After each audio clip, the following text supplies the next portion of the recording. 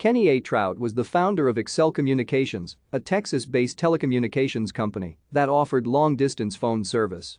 Troutt became a billionaire in 1998 when Excel was sold to Teleglobe for $3.5 billion.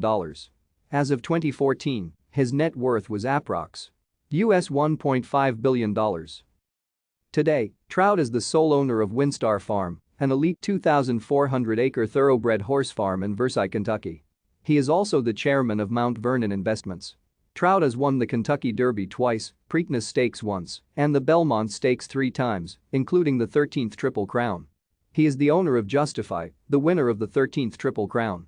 Some notable stallions from Windstar Farm include Super Saver, winner of the 2010 Kentucky Derby, Drosselmeyer, winner of the 2010 Belmont Stakes, Creator, winner of the 2016 Belmont Stakes, and Justify, winner of the 13th Triple Crown.